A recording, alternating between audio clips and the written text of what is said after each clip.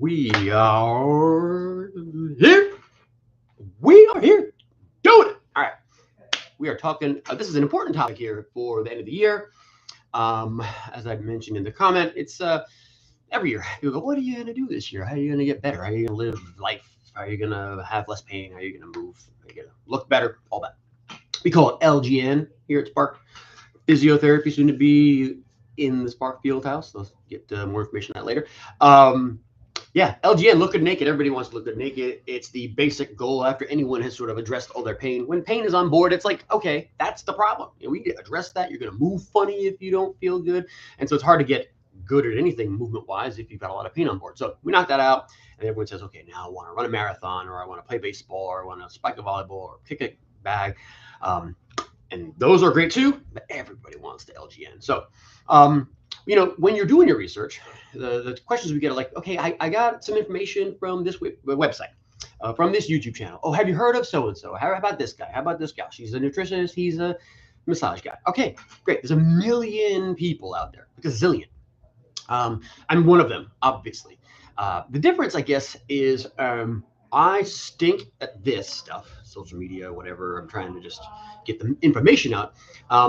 But I'm pretty okay at this stuff. All right. So our team is good at the stuff that we're doing here. So frankly speaking, if the person you are looking at following has a bazillion followers, and when you do a little digging, does not have the requisite, let's say, formal training, a number of other things we'll talk about in a minute here, you could start doubting. You could start asking questions, or at least taking that information and then presenting it to someone who might be able to pick through and say, okay, yeah, this person in regards to that thing, that modality, that part of life, that's a good expert. Go ahead, buy their book, take their class, do their seminar, doesn't matter.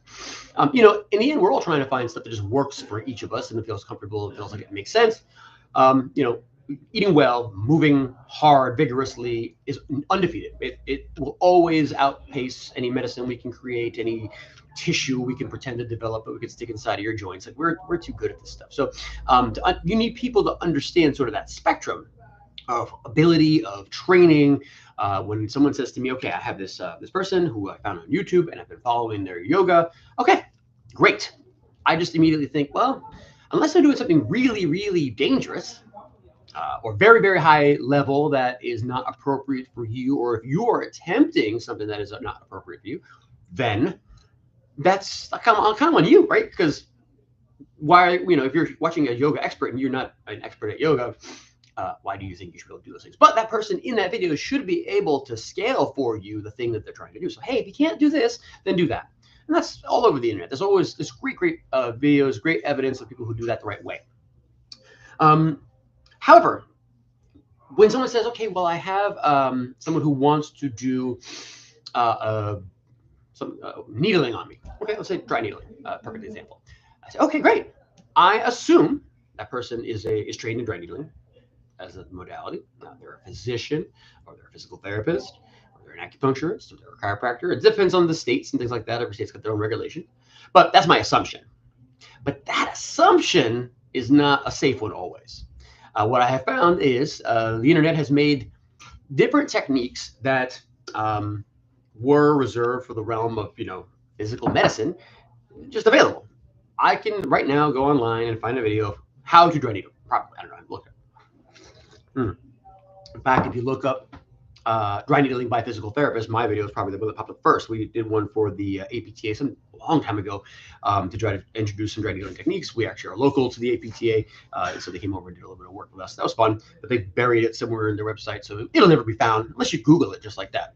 Dry needling by a physical therapist. But so in the case of this acupuncturist or somebody doing needling, I would make the assumption that they're trained in it. And like I said, it's not always the same assumption. So I ask, well, where'd you get this information? Where's their training? Oh, well, they work out of a rehab place. Good. That is still not the answer I'm looking for about their training, because there are lots of folks who work in rehab settings, like ours is a rehab setting. But we have also trainers and strength coaches and a bunch of other support staff that are awesome, who can do their own special things, but not dry needling. So is the person who was performing the needling trained in that modality? And so that's what I'm trying to get at. And of course, in this case, this is a hypothetical case. That person's fine because they made up.